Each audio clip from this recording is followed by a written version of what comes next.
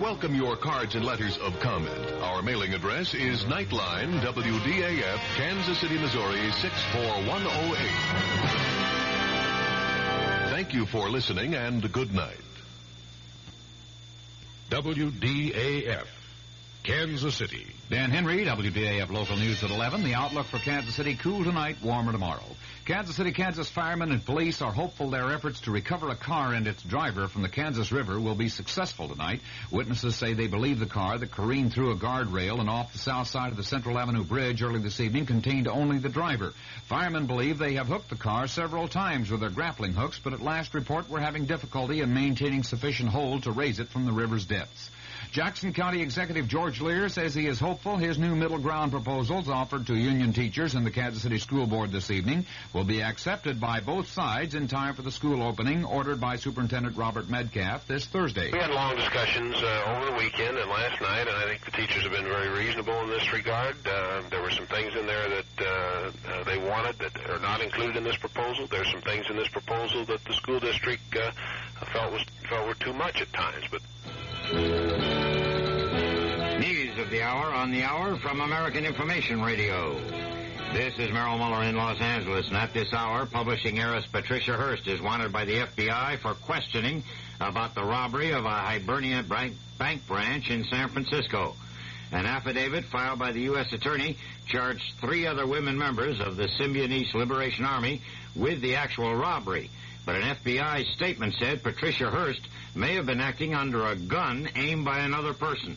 The robbery netted just over $10,600, and in fleeing to 2 getaway cars, the robbers or their accomplices shot and wounded 2 elderly men. Correspondent Dick Shoemaker has more details from San Francisco. An FBI agent has said that a picture taken by a hidden bank camera shows what appears to be Patricia Hearst actually participating in the robbery. Apparently, Miss Hearst was holding a semi-automatic weapon.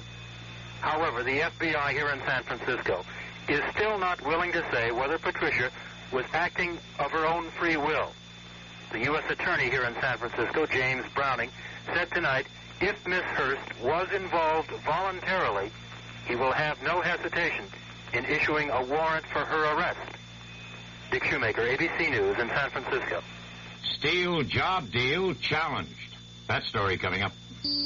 All right, today we're going to make applesauce. Okay, keep your head back, Deidre. Those who said that be the Deidre, you pin them this way with the pins going out, okay? Let's play some C's together and hear how they sound. Are you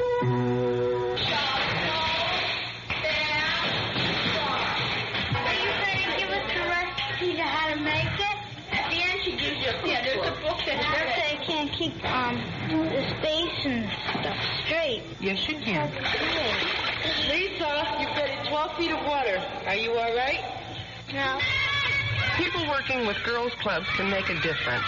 This is Carol Burnett asking you to help your local girls' club or write to Girls Clubs of America, Box 35, Grand Central Station, New York 10017, to help get one started. You can make a difference. You want to be a physical education? You know what you have to do? Good luck. All that science, all that forget. Don't get me down. 2 major organizations have attacked the government's settlement of anti-discrimination charges against 9 major steel companies that will pay blacks and women some $31 million for lost pay on jobs denied. The NAACP and the National Organization of Women both condemn a provision in the plan which could cut off individual civil suits. But government officials indicate the copper and aluminum industries will be hit next for similar anti-discrimination settlements. Former Attorney General John Mitchell has weathered some tough cross-examination at his conspiracy perjury trial. Correspondent Ann Compton has details in New York. John Wing, the young prosecutor who's been putting in more than 2 years on this case, seemed to put all of his muscle into the cross-examination of John Mitchell. But the tougher the questioning, the harder Mitchell would rock back in the witness chair, never giving an inch, denying he ever flexed his own political muscle for Robert Vesco, who was in trouble with the government. Though Mitchell showed no signs of being rattled, he did slip at one point, addressing Prosecutor Wing as Mr. Dean, apparently thinking of John Dean, one of Mitchell's chief accusers in this conspiracy and perjury trial. Ann Compton, ABC News, New York. Lebanon has asked the UN Security Council to take any appropriate means to stop Israeli attacks on Lebanese territory as retaliation for terrorist raids. Egypt warned in the debate that Israel would be responsible for any escalation of the Golan Heights fighting with Syria. In Paris, the South Vietnamese foreign minister has announced suspension of the peace talks with the Viet Cong until such time as battlefield attacks are replaced by evidence of goodwill from the Viet Cong. This is Information Radio News.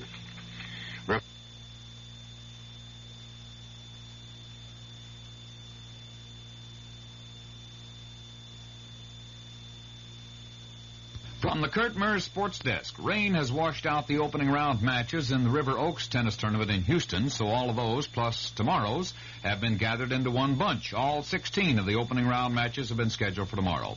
The Kansas City Royals will play the Texas Rangers tomorrow and Wednesday. Steve Busby and Nelson Briles will pitch in that Texas series. St. Louis Cards lost to the Philadelphia Phillies tonight, 3-2, and East Tennessee State's Neil Cusack won the Boston Marathon today. The Kansas City outlook partly cloudy and cool tonight with a slight chance for showers and a low in the upper 30s. It'll be sunny and warmer tomorrow with a high in the 60s. Dan Henry, WDAF News.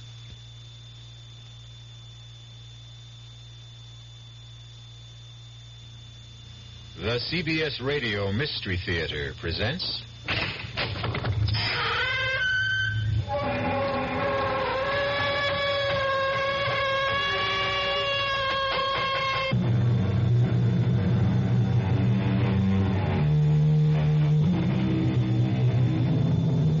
Come in. Welcome. I'm E.G. Marshall. Welcome to the sounds of suspense. Justice, the noblest creation and the highest ideal of man. The foundation of all religion and the cornerstone of every law. Justice, the birthright of every human being on the face of the earth. Justice, we're brought up to believe in it, to expect it. But what about those people who suddenly discover that for them, there isn't any justice? You just don't go around killing people, Eddie. But there are people who have to be killed. The war's over. It's been over for a long time. No, it isn't. Not for me. Eddie, you're home now. Don't you understand? What could we tell the police? The truth. We have no evidence. That's why we have to hunt them down and kill them ourselves, so that justice can be done. We can only have justice through the law. Okay. Tell me. Will the law give us justice? I just told you we have no evidence. Okay. No justice from the law. So where and to whom do we go for justice? Tell me that. Does that mean there isn't going to be any justice?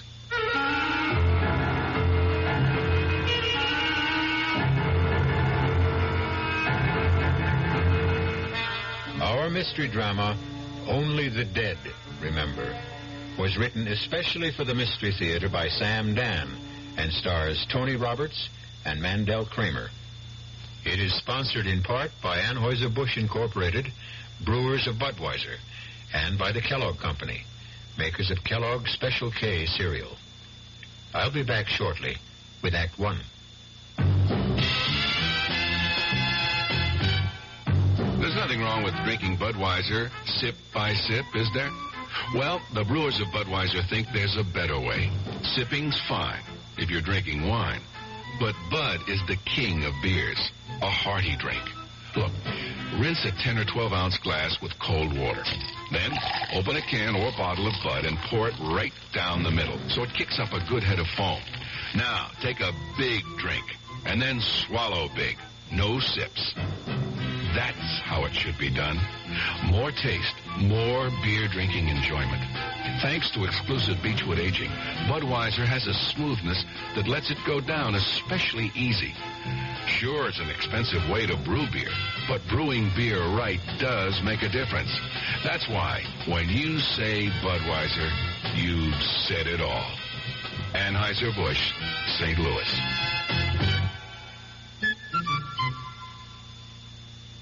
I've found the work to be really challenging, and I enjoy it a lot. If I didn't enjoy it, I wouldn't be in it. People. My orientation all my life has been, to help. I wouldn't have been in Red Cross if I didn't care, about people. People who care about other people. It's an opportunity for me to help other people and to see my efforts and my skill pay off.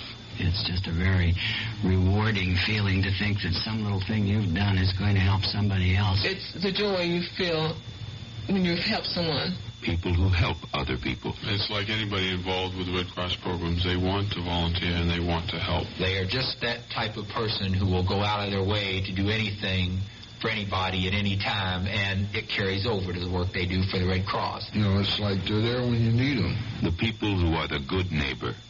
The American Red Cross. I think that anything you know in this world, if you don't use it when it's needed, what good is it?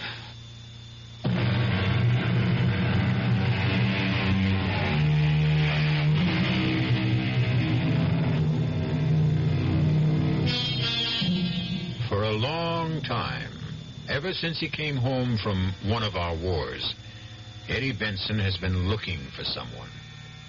Those vital years of his life that might have been invested in a career, devoted to a family, have instead been devoured by an all-consuming search as Eddie Benson roamed the length and breadth of America, supporting himself by his nimble and sensitive fingers, playing the piano, in grimy saloons, in sophisticated night spots, but always looking, always listening, ever alert for a clue that could lead to his quarry. Well, now, tonight, suddenly the manhunt will come to an end in a cocktail lounge in a northwestern city just a few minutes before midnight.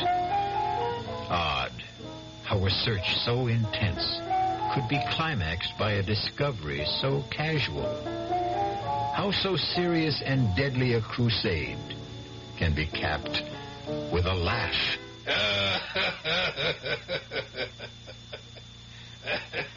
That laugh. Eddie Benson hasn't heard that laugh in years. That laugh. He would recognize it anywhere. It could only belong to one person. And now Eddie's fingers slide softly and swiftly over the keyboard and find a melody, a pretty little melody that has a special meaning for certain people, especially for that comfortable-looking man at the corner table, the man with that laugh. So I said to her, my dear, if I were to get married again, it'd be the triumph of hope over experience. Yes, sir, Mr. Jackson. That's a good one, all right. Oh, what's the matter, Mr. Jackson? The matter? You okay? You got a funny look on your face all of a sudden. Hey, Millie. You didn't get sick or something. Who's that? Who's that playing the piano tonight? Oh, some guy filling in for Woody. You know? No. For a minute, though, I thought he may have looked familiar. That's just my imagination. Millie? What is it, Mr. Jackson? Ask him if he'll, You got a request, Mr. Jackson? Yeah, I have. Ask him to quit playing that song. You don't like it? It's kind of a catchy tune. Just give him this. Tell him to play something else.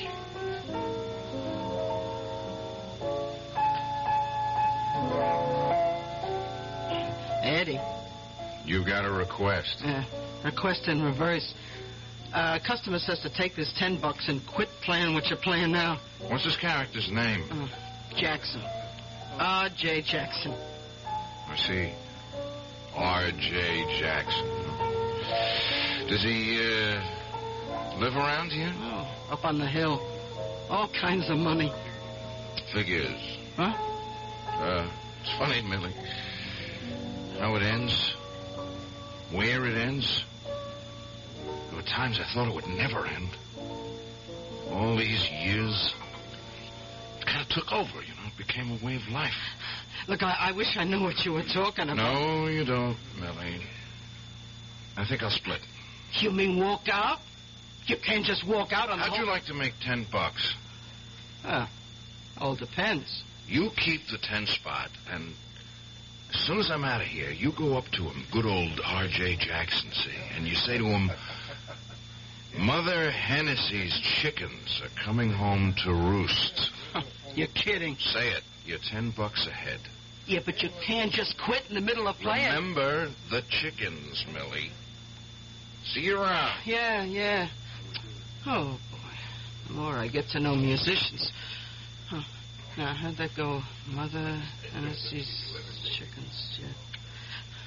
Mr. Jackson. Mr. Jackson, the piano player, he wanted me to tell you something. Yeah? I bet it's thanks. That's the easiest $10 he ever made. Well, what he wanted to tell you was... Yep. Well... Well, he said, let's see, Mother Hennessy's chickens coming home to roost. What's that? I'm sure that's what he said. Mother Hennessy's chickens are... No. Mr. Jackson.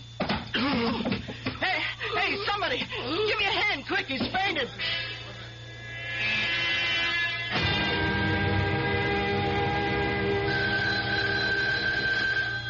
Oh. What? Oh, go away. All right. I'm up. Yeah. Hello? Tom Wilson? Yeah, that's Tom Wilson. You know what time it is? It happens to... I got a message for you, Tom. Mother Hennessy's chickens are coming home to roost. What? What did you say? Who is this? Hello?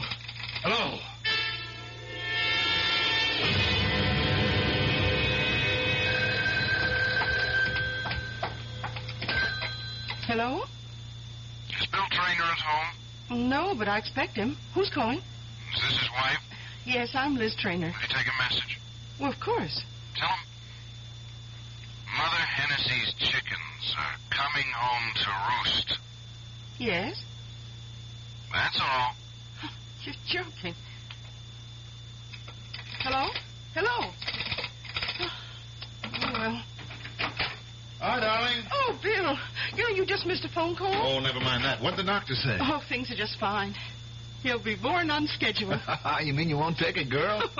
Darling, I'll take whatever we can get. I can't believe it, honey. After all this time, everything is going our way. Tom worked out the contract. Oh, Bill. Oh, I'm so happy. We're going to be rich, honey. We're going to own a business, and we're going to be parents. What were you saying about a phone call? Oh, well, a man just called. Very mysterious. Hmm? He said to tell you that, let me see, Mother Hennessy's chickens are coming home to roost. He said what? Well, that's what he said. He hung up. Can it mean anything? Oh, no, nothing at all. Just forget it. What about dinner? Bill, dinner? Did the man say anything else? Bill, you're so pale. Honey, believe me, this is really nothing that should concern you. The key is the name Hennessy. Where should we go to dinner? Darling, you're trying to distract me. Hennessy, we don't know any Hennessy. Look, honey, I've just been going at a very fast pace, and... Hennessy's chickens. That combination is familiar. Darling, I'm really very hungry. I've got it. Oh, I've got it. Your old army outfit is holding a reunion. What do you know about my old army outfit? Oh, nothing. Nothing at all, except you and Tom Wilson were in it together. You were in Korea. You were prisoners, and you refused to talk about it, even to me. Why do you say we're having a reunion? Hennessy. What? Last year when we moved into this house, I was putting a lot of your old stuff away. There was an army picture of you and Tom Wilson. Well, you must have been all of 18, and 2 other young soldiers. And in the middle, an older man, a sergeant. And underneath it, you had written, Mother Hennessy's chickens. It just clicked in my mind. That sergeant, that older man. He was all of 26. Well, his name was Hennessy, wasn't it? Yes. And he looked after all of you like a mother hen. Yes. And now you're having a reunion. Oh, Bill, what a wonderful person that Sergeant Hennessy. I want to meet him. No, you can't. Why? He's dead. Oh. Was he killed in the war? In the prison camp. Bill, that music, that piano. Don't you hear it? It's coming from the living room. Someone's playing the piano. I didn't hear anyone ring the bell. Well, let's go see. No. But someone's in the apartment. Liz, stay here. Bill. I want you to stay in the bedroom. Yes, but why? Liz, in all the years we've been married, I never asked you to do anything just because I said so. But I'm asking you now, please. All right, Bill. Just for a while.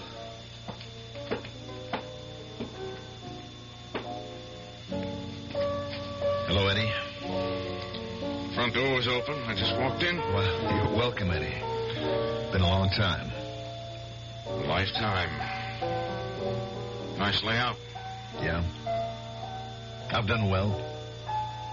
I'm sure you deserve it. I went to school on the GI Bill, became an engineer.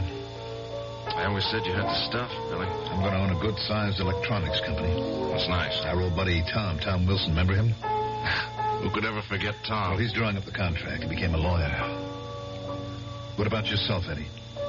Me? Yeah, a fellow with your talent, the way you could write songs like this one for Hennessy. We all figured we'd hear you doing Broadway musicals, coming up with top hits. Well, I've been too busy. Doing what? Looking for somebody.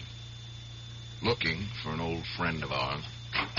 Bill, I had a phone call. The craziest phone call. Hello, Tommy. Eddie. Hey, Eddie Benson. It could only have been you. Where you been hiding? Tom? Billy? I got the greatest news in the world. I found him. I finally found him. You finally found who? The needle in the haystack.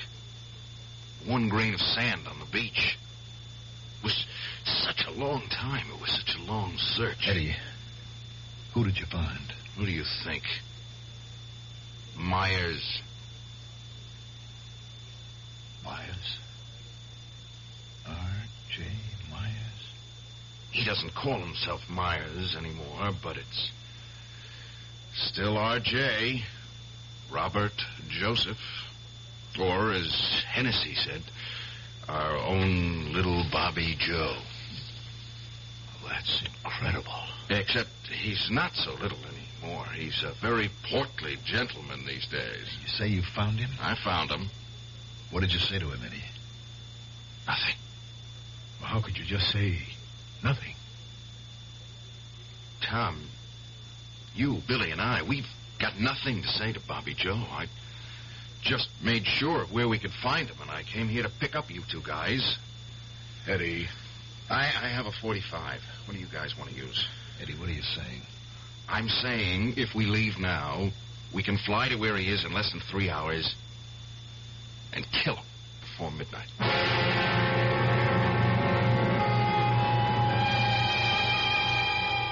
Kill.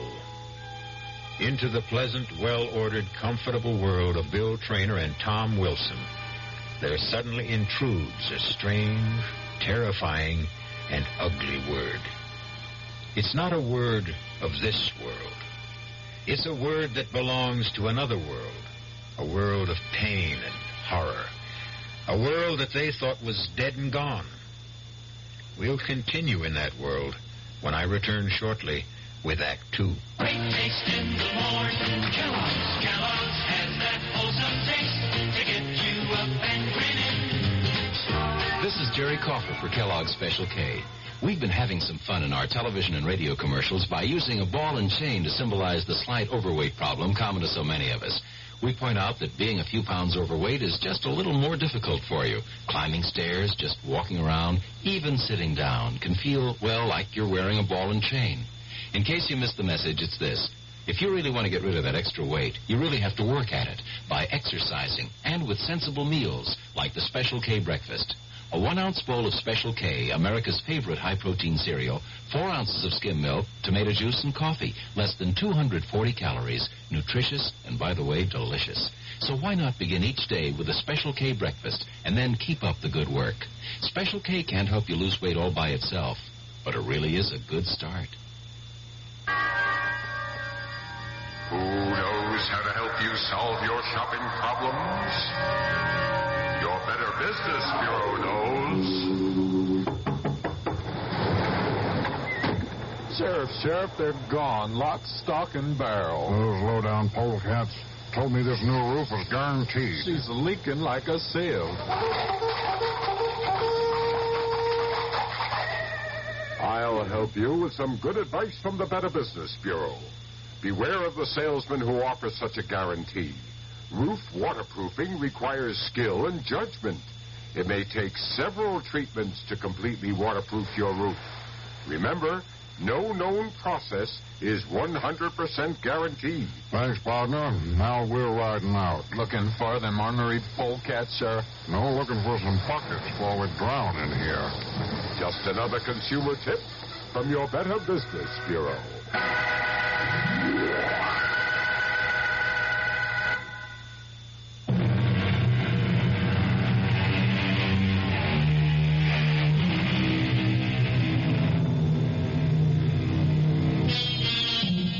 When they were 19 years old, Eddie Benson, Bill Traynor, and Tom Wilson suffered and starved and froze in a prison camp in North Korea.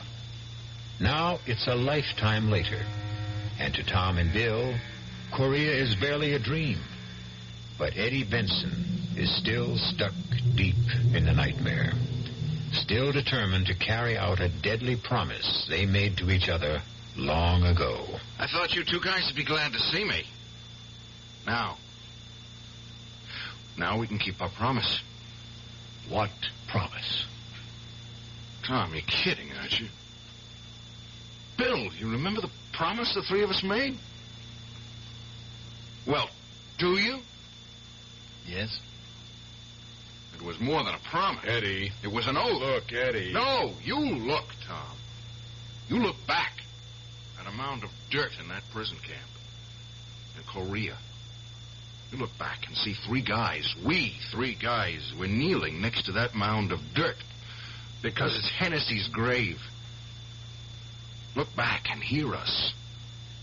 Hear us swear never to rest, never to stop, never to know a moment's peace until we killed Robert Joseph Myers. Eddie, how could we just kill him? How? Simple. Blow his brains out. You live in another world, whether you realize it or not. Now, you just don't go around killing people. That there are people who have to be killed, Tom. You're not in combat. The war's over. Not yet. Eddie, you're home. There's the law. Now, what do you tell the police? The truth. What's the truth? You know the truth as well as I do, Tom. Myers turned rat in Korea. He gave away our escape plan, and he got Hennessy killed for it. But can you be sure it was Myers? We know it was Myers. We knew, didn't we? Bill.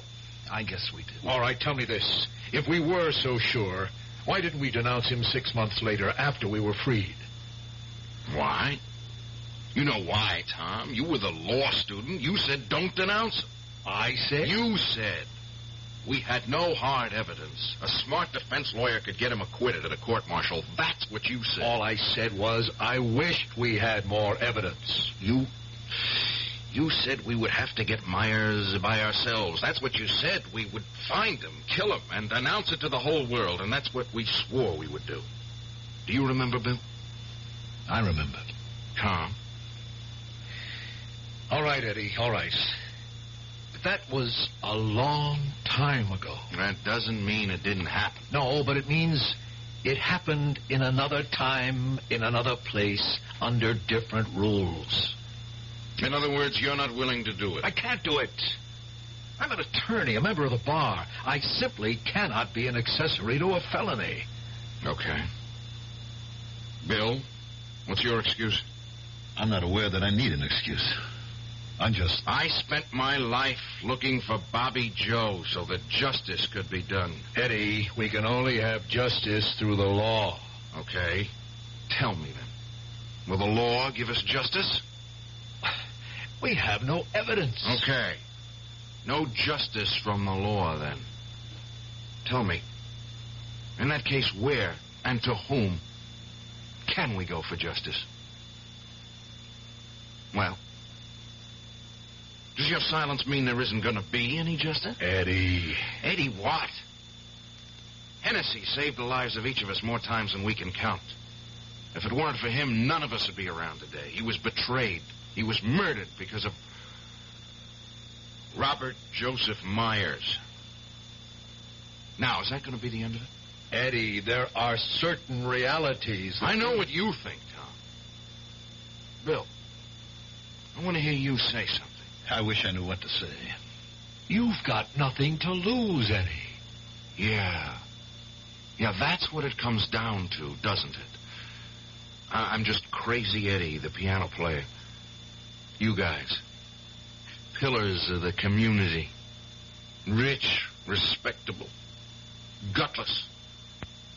Well, I'll do it alone. Eddie, there must be another way out of this. Tell me about it. Look, I don't want him to go unpunished either. But Eddie, what's wrong? Eddie? I don't know. Hey, Eddie, get me a drink of water. Tom, hold on, or he's going to pass out.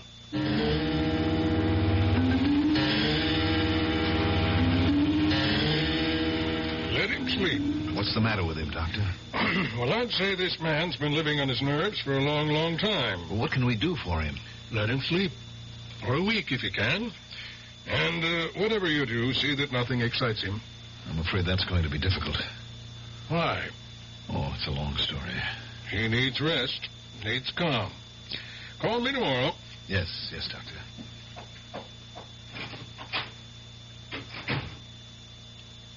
Bill, try to get some sleep, Eddie. I feel so tired.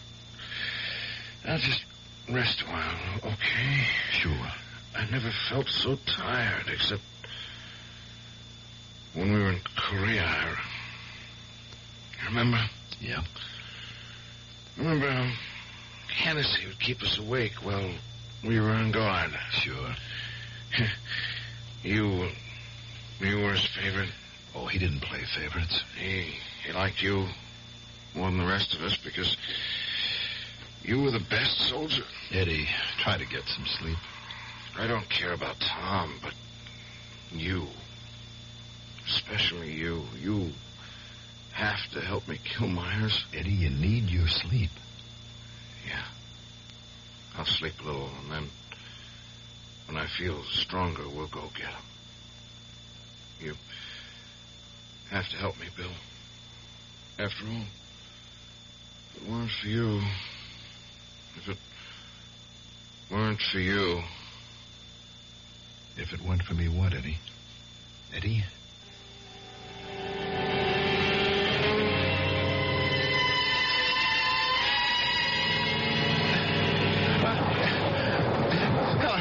Help me, Sergeant. Sergeant Hennessy, get me out of here. Hennessy, help me. Please, don't leave me alone. Bill. I'm sorry. I was having a nightmare. Darling, you just can't keep torturing yourself. Oh, Liz, what am I going to do? It'll be all right. No, Liz, whatever I do, it won't be all right. It won't. Oh, surely you just can't. Just can't what? I better not say any more. Why did Eddie have to show up now? Darling, what are you going to do? I don't know. But I just can't go and kill Myers. It would be throwing away my whole life. Yours as well. Liz, please help me. I can't help you. No one can help you.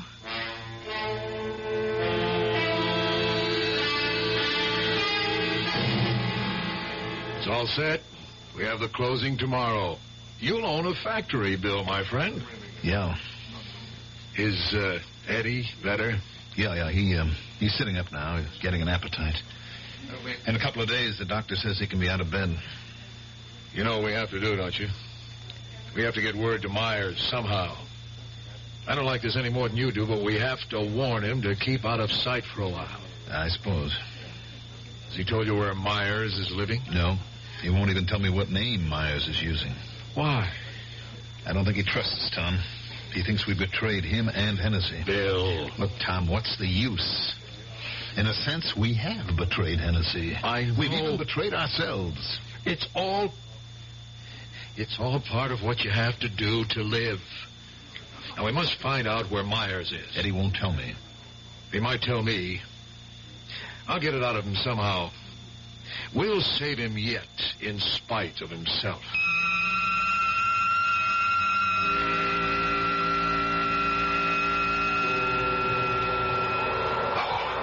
Oh, I'm freezing. It's so cold.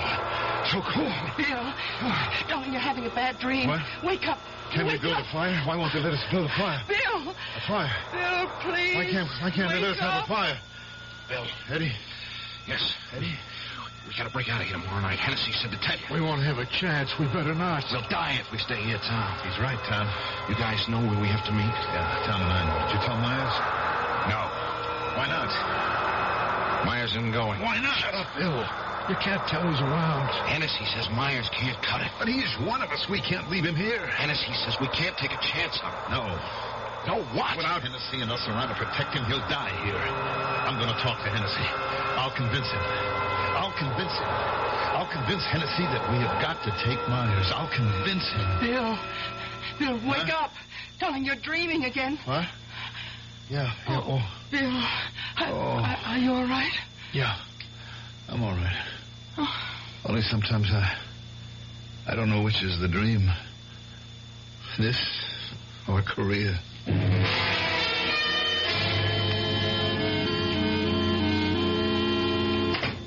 Hi, darling. Oh, hello, Bill.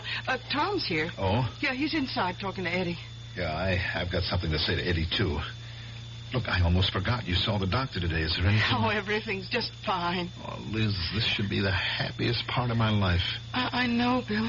I'll be right out. Well, how is everybody? I want to thank you for everything, Bill. Oh, it's nothing. I'm leaving tonight. Leaving? Where to?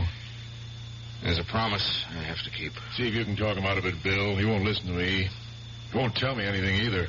I won't try to talk you out of anything, Eddie. I want to go with you. Bill. What for?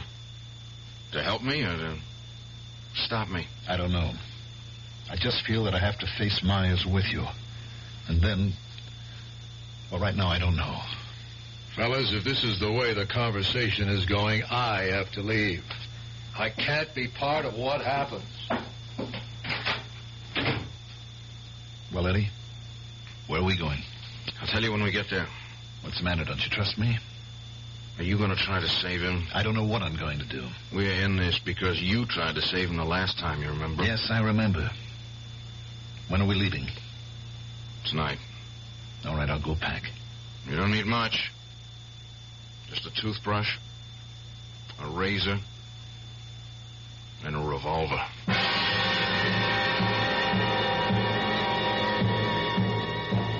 The decisions have been made. Or have they? Tom stays, Bill goes. But what is it that Bill will do when he faces Myers?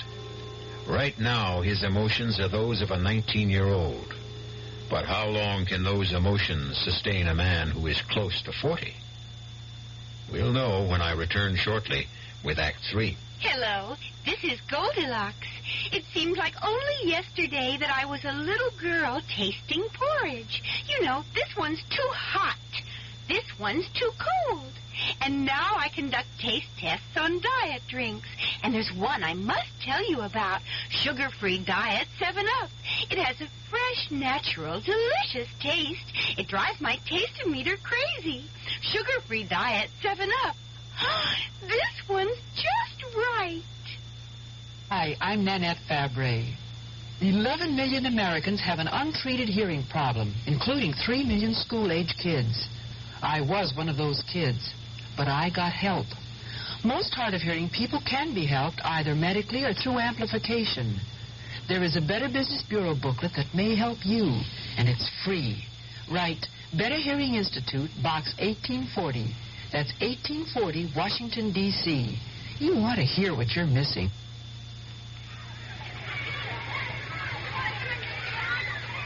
Pollution, crime, substandard housing, energy crisis, corruption, inequality, vandalism.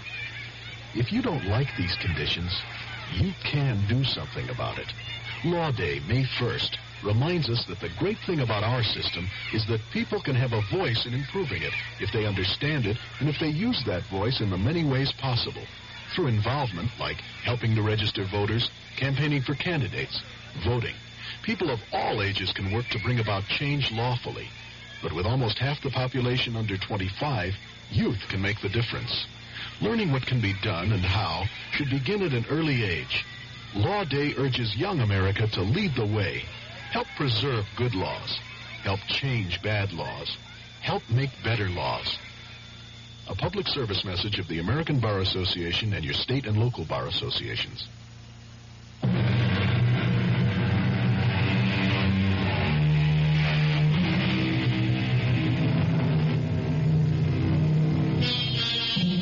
Many of us spend our lives searching for the truth. But what is the truth? When are we closest to the basic essence of our existence? Is it when we have the experience and wisdom of age, or the fire and idealism of youth? We keep asking, what is the truth? The answer is, each man must find his own truth. Liz, Eddie's gone. Yes, I know. You know? Well, I went to his room to see if he was up to having dinner, and he wasn't there. But I was supposed to go with him. I know that, too. How did you know? I didn't tell you. Darling, you didn't have to tell me. Well, then how? I have faith in you, Bill. I have faith that in the end you will do what's right. Looks as if I'm not going to do anything with Eddie gone. Do you really want to find him? But how? How could I even begin to look? I know where he went. You know? How do you know? Well, while he was sick, I sent his clothes to the cleaners, and in his pocket there was an airline return ticket. A ticket to where? Now, look, Bill, I won't tell you unless you take me with you. Honey, you can't go in your condition. Bill, we have to do this together. But it might be dangerous. You're wasting our time, Bill. We should be getting the next plane for Central City.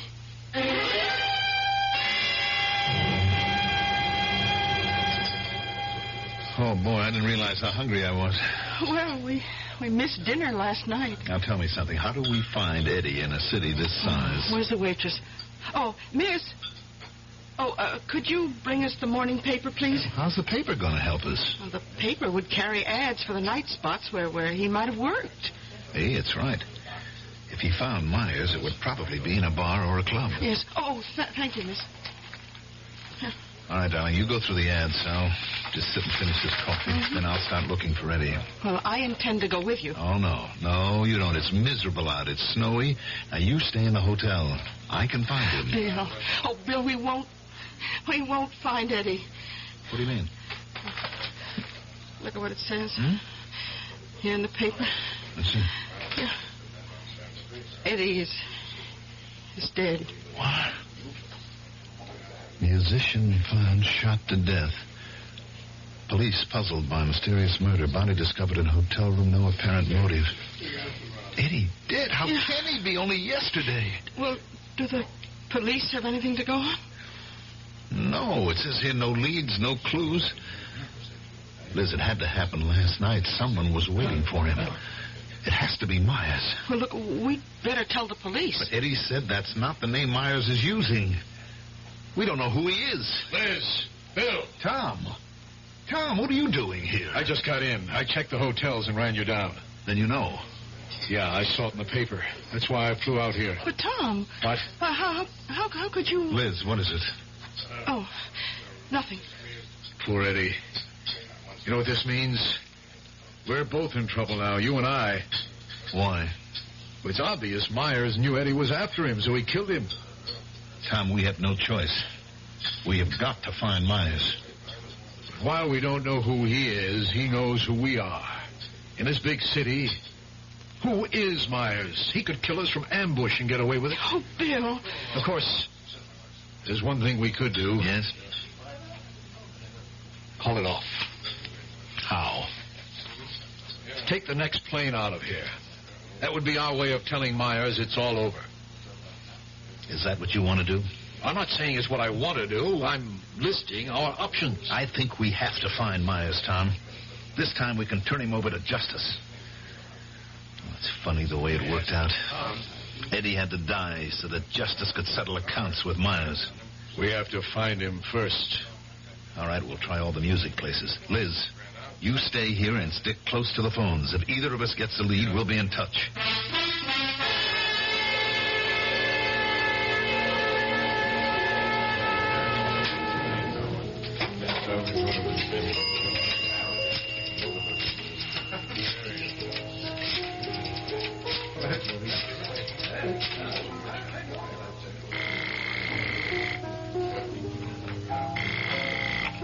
Hello? Darling? Oh, any luck? No. Has Tom phoned in? Not yet. Well, let's hope we get lucky. Bill, something bothers me. It must be my imagination again. Why? What is it? I don't know, but it has something to do with Tom. What? I can't put my finger on it. Just something that doesn't sound right. For what, honey? What could be wrong about Tom? Bill, now I know. Wait a minute, darling. I'll call you later. Miss? Oh, yes, sir. Care to order? That tune. Would you ask the piano player where he learned it? He learns it from me. I hum it all the time.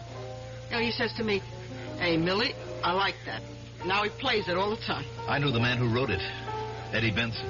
Oh, you knew Eddie? Sure, we were good friends. It's a shame what happened to him. He was, I don't know, somebody once told me a word. Mercurial. Yeah, he was a mercurial character. That he was. A guy like him. Oh, he got a lot of people sore at him. Well, at least he left a pretty tune to remember him by. I just can't get it out of my head. Everybody loves it. Well, almost everybody. I know one character who didn't. That so? Oh, yeah. Yeah, you know, it was Eddie's last night on the job. He was playing the tune. And then this guy who comes in here all the time, this guy wanted to give him $10 just to quit playing it. You're kidding. No, it's a fact. Do you know the guy? Oh, sure. He's a regular. Oh, he hasn't been in lately. Yeah. One thing I got to say about old R.J. Jackson, he's got a tin ear. R.J. Jackson. Tell me more about him.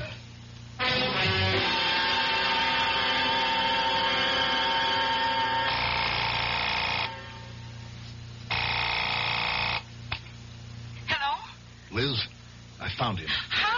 I'll tell you later. His name is R.J. Jackson. He has a place out in the country up in the mountains. I'm going there now. Oh, Bill. As soon as Tom checks in with you, tell him to take Route 603 to Mountain Lane. Turn right and go up the hill as far as he can. That's the place. But, Bill, there's so much snow. They keep the roads clear up there. Bill, I must tell you.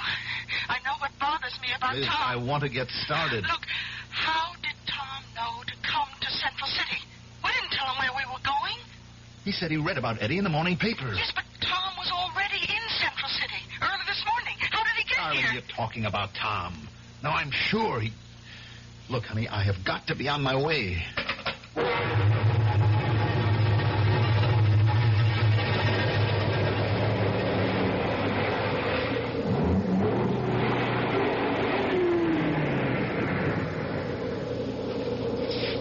Hi, Tom. Glad you made it. Yeah. I guess this is as far as the car can take us. It's that house on the top of the hill. Yeah. I think we should have sent the police. How? Once again, we don't have the evidence? And what are we going up there for? To kill him ourselves? No. I think we can get a confession out of him. Oh, sure. Now, look, he's human. He's got a guilty conscience. He'll break down. He has to. Now, come on. Boy, looks like Korea, doesn't it? Yeah. Miles and miles of nothing. You could just sink into the snow. It could just be the end of everything. That's far enough. What? Stay where you are. Look in the doorway. It's Myers. He's got a rifle. You're trespassing. Now get out of here, or I'll shoot. You wouldn't shoot us, Myers. My name isn't Myers. Now get out of here. We have to talk with you, R.J. We're coming up. I'm warning you. Come on, R.J. You can't get away with it. Look out! Hit the ground. Stay low, Tom. There's a line of trees leading up to the house. We'll work our way in. Hell, this guy can kill both of us. I don't think he wants to. Are you crazy? This is the man who just killed Eddie last night. Right now, he's scared. Come on. Head for those trees. Keep away! Keep away! We'll try for that stone fence. Tom, what? Put your gun away. I'm not going to let him pick me off. He'll show himself in the doorway when he wants to shoot again. Don't. He's only trying to scare us off. I see him. Don't, Tom. Don't. I got him. I got him. Look. He's on the ground. Hurry up. Come on. R.J. Don't kill me. Don't shoot again. Get me a doctor. You'll get a doctor. But first, we'll get a confession. Now, you sold us out in the prison camp. Confess. No, I didn't tell. Let him alone. He'll confess later. Let's bring him inside. No, he'll confess now. And when Eddie Benson found you, you shot him. No, I didn't. Then who did? I'm hurt bad. Get me to a doctor. Bill, you were always a good guy. Help me. R.J., it was a long time ago. The world's forgotten. I don't even think you could be brought to trial for it. It's just among the three of us. Now, I want you to confess. I didn't do it. Honest, I didn't do it. You did, because you didn't show up. You stayed behind. You told the guard. No. What did they give you? Did you have to kill Eddie, too? I didn't kill anybody. Yes, you did. We can get the waitress to testify. She'll tell how you saw Eddie in the lounge, how you passed out. Well, sure, I was scared. Because you guys always thought it was me. But it could have been anybody. You, Tom. What? Or you, Bill. Or even Eddie himself. Let's drag him down to my car and bring him in. Tom. Now, please. Haven't I suffered enough? No, it's not enough. Tom, how did you know about the waitress? Huh? How did you know about the waitress? What? You told me. No, I didn't tell you anything about the waitress. I just left a message for you to meet me here. Well, Well, you must have said something about it to Liz. But I didn't. Well, then, how would I know? How? Because Eddie told you. Eddie? Why would Eddie tell me? You said you could get it out of him. Did you tell him that I would never help him, but that you would? Is that how you got him to trust you? Oh, come on. Why would I want to kill Eddie? Because of that talk we had in my house. Maybe unconsciously, both Eddie and I started to think. Why were we always convinced that R.J. was the informer? Because you were the first one to accuse him. And who said not to denounce him to the army? You did, Tom. And who said let's hunt him down ourselves? You did. Why? Because you knew it would be impossible. You knew we would settle down into civilian life and forget it. Bill, you've got it wrong. But you didn't figure on Eddie. You didn't figure one of us would spend his whole life. Bill, you know me. Everywhere you turn, it's you, Tom. You with all the shrewd answers. Why did you have to kill Eddie? Because he was starting to talk just like you are. And then he figured it out. And he wanted to kill me. So I had to kill him. It was self-defense. Tom. I had to kill him. It was like it used to be. Back in combat. Kill or be killed. You were the informer. No, I informed, but I wasn't the informer. I just didn't do what Hennessy ordered. I didn't cover my tracks. That's why they found us. What did they pay you? Nothing. I wanted us to get caught. You wanted it? Why? Well, Hennessy was wrong. The only time in his life he was wrong. We could never have made it, Bill. All of us would have died in the snow. I was trying to save our lives. I tried to explain it to Hennessy. I tried, but he wouldn't listen. He would only say in that way of his, "Trust me, kid. It'll be okay."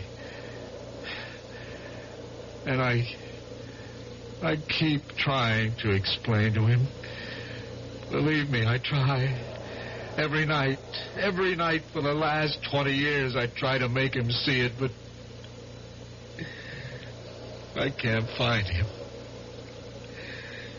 He's out there in the snow, and I can't find him. All right, Tom, we better go back to town. No, wait here. I'll find him. He can't have gone far. I'll find him. I'll explain why I did it. He'll forgive me. He'll understand. Stop him, why I did Bill. it. Stop him. He'll understand. He'll get lost out there. He'll freeze to death. I can't leave you, RJ. I have to get you to a doctor.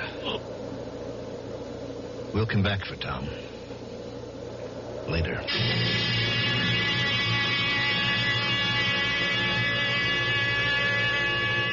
They found Tom Wilson later. Much later. About the time of the spring thaw. The snow, the ice had preserved the final expression on his face. It was one of peace and calm. As if he had actually found Hennessy, and Hennessy had forgiven him. Well, Hennessy would. He was that kind of man. I'll be back shortly. Oh, sure. You can talk about good-tasting diet drinks, but I know.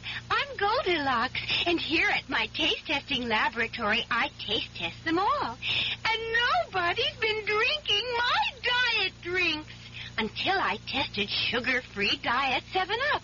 And then, kabloomy! Every bear wanted some. Diet 7-Up is fresh, natural, delicious. Sugar-free Diet 7-Up. This one's just right. You finally made your gift list. Your neighbor's child is 2, your niece is 6, and nephew is 7. But before you go to the toy store, there's something else you should do.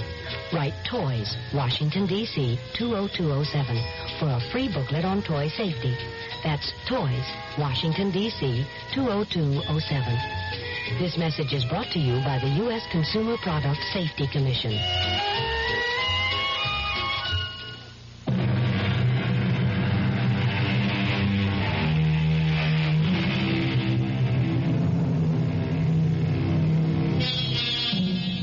The boy dreams.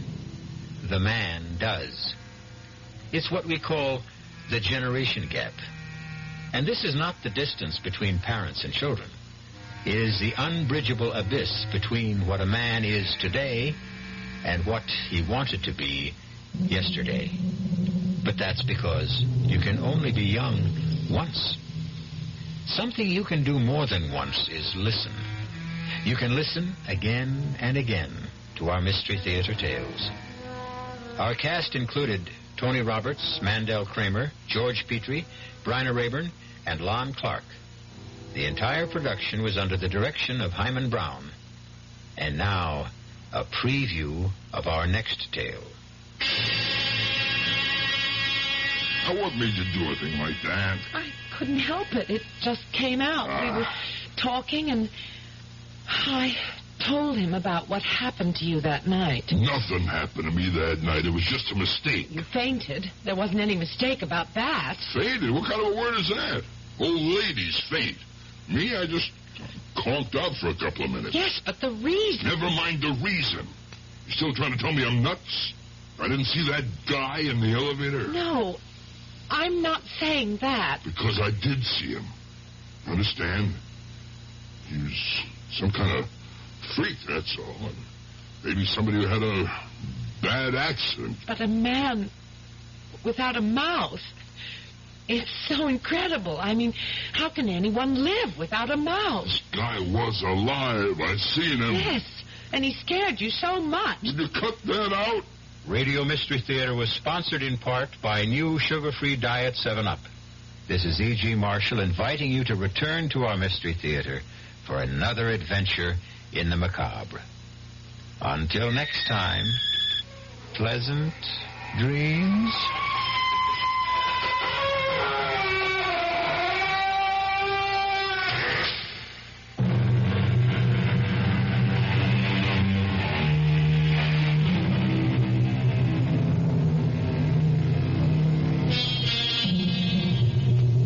WDAF, Kansas City.